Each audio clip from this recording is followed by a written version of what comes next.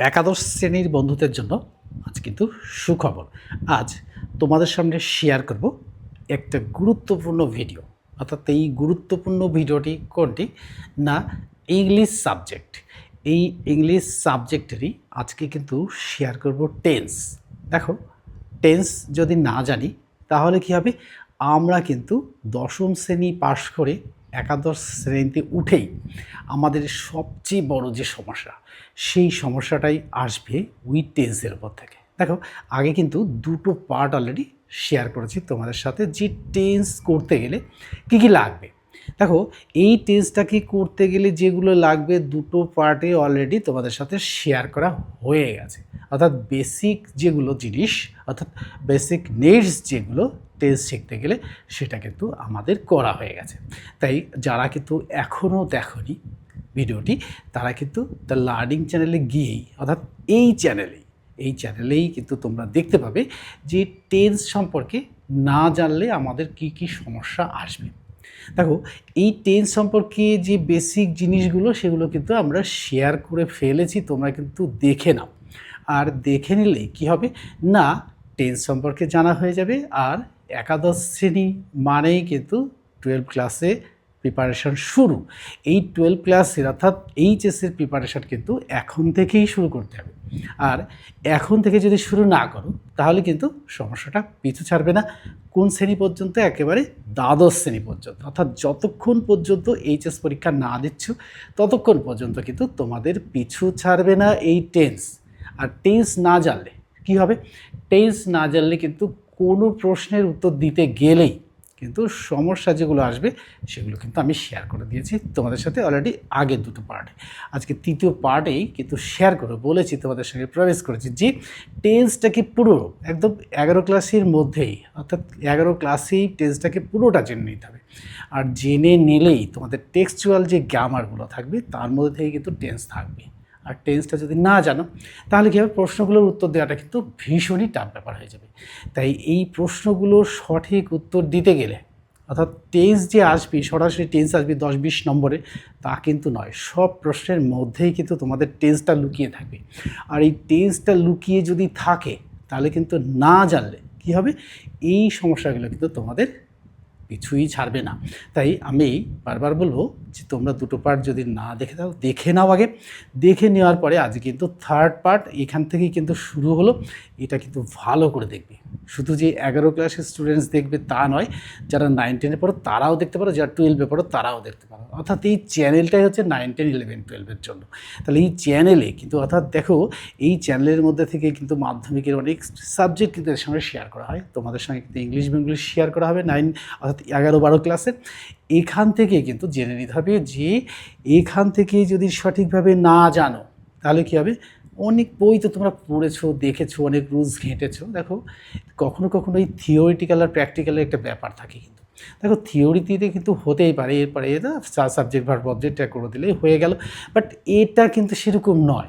অর্থাৎ এটা মুখে বলা নয়, এটা করে দেখানো। অর্থাৎ করে দেখাতে পারলেই কিন্তু সাকসেস আসবে। তাই আর দেরি না করে আমরা চলে যাব কোথায়, ওই টেন্সে করতে। আমি হেডিং লিখেছি, দেখো উপরে লিখে রেখেছি ক্লাস 11 সাবজেক্ট ইংলিশ, আর টপিকটা হচ্ছে প্রেজেন্ট টেন্স। আর পার্ট 3, দুটো পার্ট শেয়ার করেছি, আজ কিন্তু পার্ট 3 শেয়ার করব। দেখো, কিছু আমি মুখে বলে বলে শেয়ার করব, সব তো লিখে বলা সম্ভব নয়। দেখো, লিখে বললে কি হয়, লিখে বললে কিন্তু সেই থিওরির মতোই হয়ে যায়। আর মুখে বললে তোমরা শুনতে পারলে কিন্তু শোনার পরেই কিন্তু টেন্সটা জেনে যাবে। দেখো, আমরা প্রেজেন্ট টেন্স মানে কি, অর্থাৎ টেন্সটাকে তো 3টে ভাগে ভাগ করতেই পারি। তো সোজা বাংলায় বলি, অর্থাৎ টেন্সটা 3টে ভাগে ভাগ। দেয়ার আর 3 টাইপস অফ টেন্স, হ্যাঁ, প্রেজেন্ট টেন্স, পাস্ট টেন্স আর ফিউচার টেন্স। আমরা প্রেজেন্ট টেন্সটা নিয়ে আলোচনা করব, প্রেজেন্ট টেন্সের একটা পার্ট নিয়ে আলোচনা করব। প্রত্যেক দিনই একটা করে পার্ট আলোচনা করলে তোমাদের কিন্তু একদম কনসেপ্টটা ক্লিয়ার হয়ে যাবে। আর উদাহরণগুলো এত ছোট ছোট করে দেবো যাতে তোমাদের বুঝতে সুবিধা হয়। অর্থাৎ তোমরা অনেক বই ঘেটেছো, বইতে পড়েছো রুলসগুলো পড়ার পরে তোমাদের যেটা সমস্যা হয় সেই সমস্যাটা কিন্তু আজকে দূর হয়ে যাবে। দেখো, রুলস পড়াটা আর প্র্যাকটিক্যাল করাটা একটা আলাদা ব্যাপার। তাই আমি বলবো যে এটা কিন্তু সঠিকভাবে করে নাও, ঠিক আছে? তাহলে দেখো, তোমরা এই যে সবাই দেখছো বা শুনছো, তাহলে কী হবে, তাহলে তোমাদের মধ্যে থেকেও কিন্তু এটা হয়ে যাবে। দেখো প্রেজেন্ট টেন্স মানে কি বর্তমান কাল, অর্থাৎ প্রেজেন্ট টাইম, অর্থাৎ এখন যেটা করি, খাই, যাই, পড়ি, লিখি, এইগুলো। অর্থাৎ প্রেজেন্ট টেন্স মানে আমি কোনো সেন্টেন্স, যদি আমরা উদাহরণ দিয়ে বলি যে এই টেন্সটা কিন্তু ধরতে হবে। ধরবো কী করে টেন্সটা, যে এটা প্রেজেন্ট টেন্স অর্থাৎ বর্তমান কালে যে কাজগুলোকে করি আমরা, যে অর্থাৎ কোনো সেন্টেন্স বা বাক্যের শেষে যদি খাই, যাই, পড়ি, লিখি ইত্যাদি হয় বা হই বা হয়, তাহলে কিন্তু প্রেজেন্ট টেন্স হবে। তাহলে আমরা প্রেজেন্ট টেন্স সেন্টেন্সের শেষে বুঝেছি, আমরা বাংলায় বুঝি, অর্থাৎ আমরা বাংলা মিডিয়ামের স্টুডেন্টস, কিন্তু আমরা বাংলায় বুঝি। কিন্তু এর সাথে সাথে একটু উদাহরণ দিলে কিন্তু ইংলিশ মিডিয়ামে যারা পড়ো তারাও কিন্তু জেনে যাবে। দেখো যে আমি যদি লিখি, যে বলি যে কোনো সেন্টেন্স বা বাক্যের শেষে খাই, যাই, পড়ি, লিখি ইত্যাদি থাকে, তাহলে কিন্তু প্রেজেন্ট টেন্স, এটা তো অবশ্যই। তাহলে আমি বিদ্যালয়ে যাই, তাহলে দেখো আমি যদি বিদ্যালয়ে যাই, এখানে কিন্তু করতে গেলে আমরা সরাসরি করে ফেলবো। এবার দেখব ভুল ভ্রান্তিগুলো কোথায় হয়। দেখো আমি এক বাংলায় লিখে লিখে করি, তোমাদের সুবিধা হবে। দেখো 1 নম্বর যদি আমি লিখি, যে 1 নম্বর লিখি যে আমি বিদ্যালয়ে যাই। দেখো দেখো অনেক শিক্ষণীয় বিষয়, দেখো যে জিনিসগুলো আমরা এড়িয়ে চলি, বুঝি না, সেই জিনিসগুলো, অর্থাৎ একটা টেন্স করবো মানে যে কিছু শিখবো না, তা কিন্তু নয়, অর্থাৎ পুরোটাই আমরা শিখে যাবো। দেখো এখানে একটা সেন্টেন্স লিখেছি, তোমরা তো দেখো, এই যে আমি বিদ্যালয়ে যাই, এই যে আমি বিদ্যালয়ে যাই, এই যে বিদ্যালয়ে যায়, এই বানানটা তোমরা অনেকেই ভুল করো, অর্থাৎ 80% স্টুডেন্টস এখানে জায়গায় ভুল করে ফেলে। অর্থাৎ আমি যাই আর খাই, এই যে আমি যাই হর্ষই হলো কেন, মুখস্থ হলো না কেন, অর্থাৎ ফার্স্ট পারসন সিঙ্গুলার নাম্বারেই হর্ষই হয়, আর কোথাও হর্ষই হয় না। সেই জন্য আমি বিদ্যালয়ে যাই। দেখো এই যে আমি বিদ্যালয়ে যাই, কী লিখবো, লিখবো যে এখানে আমরা সরাসরি, দেখো এখানে দেখো আমি বিদ্যালয়ে যাই, তাহলে আমি এখানে সাবজেক্ট, তাহলে দেখো আই কী করি, গো, কোথায় যায়, টু SCHOOL, স্কুল। দেখো আমি বিদ্যালয়ে যাই, এখানে তো একটার মধ্যে দিয়ে আমি শিখিয়ে দেবো। তাহলে দেখো আমি বিদ্যালয়ে যাই, সেন্টেন্স ধরেছি, কীভাবে করলাম, তাহলে এই যে আমি বিদ্যালয়ে যাই, এই যে আই সাবজেক্ট, আর এই যে এইটুকু পার্ট প্রেডিকেট, এর মধ্যে একটা ভার্ব রয়েছে, তাহলে গো, এই গোটা রয়েছে বলেই আমরা দেখতে পাচ্ছি আমি বিদ্যালয়ে যাই। তো যদি এরকম লিখি, তাহলে প্রথমে সাবজেক্ট, তারপরে ভার্ব, যেন object, part of the sentence. যদি আমরা এরকম লিখি, 2 নম্বর, আমার বাবা বিদ্যালয়ে যান। দেখো বিদ্যালয়ে যান, তাহলে দেখো এই যে আমার বাবা কী হবে, আমি বিদ্যালয়ে যাই, আই গো টু স্কুল, আমার বাবা বিদ্যালয়ে যান, my father go to school. এরকম লিখবো তো না, এরকম লিখবো না। দেখো এই যে আমি বিদ্যালয়ে যাই, ভার্বের সঙ্গে কিন্তু S/ES যোগ হয়নি। এখানে দেখো রুলসে আমি আগেই বলেছি যে আমার বাবা থার্ড পারসন সিঙ্গুলার নাম্বার, সেই জন্য কি হচ্ছে না, আমি বিদ্যালয়ে যাই, তাহলে কি হবে, মাই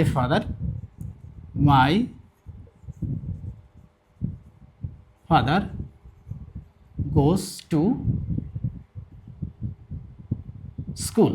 দেখো এখানে গোস হলো, এখানে দেখো গো ছিল, এখানে গোস হলো কেন, এটা হলো কেন, এটা হলো হচ্ছে আমার বাবা থার্ড পারসন সিঙ্গুলার নাম্বার, সেই জন্য কিন্তু এটা গো থেকে কী হলো, গোস হলো, অর্থাৎ ভার্বের সঙ্গে S/ES যোগ করে কিন্তু এটা গোস করে দিলাম। তাহলে এটাও একটা লক্ষণীয় বিষয়, দেখো প্রত্যেক জায়গায়। এবার দেখো, এবার যদি আমি লিখি তাহারা বিদ্যালয়ে যায়। এবার দেখো লক্ষণীয় বিষয়গুলো কোনগুলো, দেখো আমি বিদ্যালয়ে যাই, আমার বাবা বিদ্যালয়ে যান, আর তাহারা বিদ্যালয়ে যায়। তাহলে এখানে হর্ষইটা দিলাম না কেন, এখানে হর্ষইটা দিলাম না এই কারণের জন্য, অর্থাৎ এটা হচ্ছে কি, তাহারা হচ্ছে third person plural number, first person singular number plural number এই হর্ষ হয়, এটা কিন্তু আমরা জানি। সেই জন্য তাহারা বিদ্যালয়ে যায়, দে গো টু স্কুল। দেখো এখানে S/ES যোগ হলো না। তাহলে এবার দেখো আমরা বিদ্যালয়ে যাই, আমি বিদ্যালয়ে যাই, এবার যদি আমরা বিদ্যালয়ে যাই, তাহলে কী হবে, দেখো আমরা বিদ্যালয়ে যাই। দেখো এই দেখো তাহারা বিদ্যালয়ে যায়, আমরা বিদ্যালয়ে যাই, দেখো এই যে আমরা বিদ্যালয়ে যাই, এখানে কিন্তু হর্ষ হয়ে গেল না, আমরা হলাম থার্ড পারসন কোন নাম্বার, আমরা ফার্স্ট পারসন প্লুরাল নাম্বার, এটা হচ্ছে আমরা, এই জন্য এখানে কি হলো, যে উন্তস্তা হলো। তাহলে দেখো আমরা বিদ্যালয়ে যাই, তাহলে উই গো টু স্কুল। দেখো এর মধ্যে থেকে একটা জিনিস লক্ষ্য করে নিতে হবে যে যে জিনিসটা আমরা ভুলে যাই মাঝে মাঝে, দেখো প্রত্যেকটা সেন্টেন্সের শেষে কিন্তু ফুল স্টপ রয়েছে, আর শুরুতে দেখো প্রত্যেকটাই বড় হাতের রয়েছে। এটাও কিন্তু একটা লক্ষণীয় বিষয়। আর লক্ষণীয় বিষয় হচ্ছে subject third person singular number হলে ভার্বের সঙ্গে এস বাই এস যোগ হয়। এখানে কিন্তু থার্ড পারসন প্লুরাল নাম্বার, সেই জন্য এখানে ভার্বের সঙ্গে এস বাই এস যোগ হয়নি। এখানেও কিন্তু আমরা তাহলে ফার্স্ট পারসন প্লুরাল নাম্বার, তাহলে কী হলো, এটা কিন্তু গো হলো, এটা কিন্তু ইএস যোগ হলো না। তাহলে আমাদের এটা কি জানা গেল যে সেন্টেন্স এখান থেকে কিন্তু বৈশিষ্ট্যগুলো নিতে হবে, অর্থাৎ ফিচার্স যেগুলো সেগুলো কিন্তু আমাদের গ্যাদার করে নিতে হবে, তা না হলে কিন্তু সমস্যা। দেখো কি গ্যাদার করলাম এখান থেকে গ্যাদার করলাম যে না কি sentence, every sentence begin with capital letter, ends with a full stop, question mark or exclamation mark. আর একটা জানলাম কি লক্ষণীয় বিষয়, অর্থাৎ যে জিনিসগুলো আমাদের লক্ষ্য করার বিষয় সেটা হচ্ছে থার্ড পারসন সিঙ্গুলার নাম্বার হলে ভার্বের সঙ্গে এস বা ইএস যোগ হয়। আবার এখানে একটা কি জানলাম যে হর্ষই আর অন্তস্থ, এই দুটোর মধ্যে ডিফারেন্স কী, অর্থাৎ ফার্স্ট পারসন সিঙ্গুলার নাম্বার হলেই কিন্তু হর্ষই হবে আর বাদ বাকি সমস্ত জায়গায় অন্তস্থ হবে। এটা কিন্তু একদম লক্ষণীয় বিষয়। তাহলে দেখো এটা কিন্তু গেল। এবার দেখো আমরা ছাত্রছাত্রী, দেখো যদি বলি আমরা ছাত্র ছাত্রী, দেখো এই যে আমরা ছাত্রছাত্রী, এর মধ্যে দেখো আমরা ছাত্রছাত্রী একটা জিনিস কিন্তু উজ্জ্ব রয়েছে, অর্থাৎ আমরা ছাত্রছাত্রী মানেই আমরা হই ছাত্রছাত্রী। তাহলে কী হবে, উই আর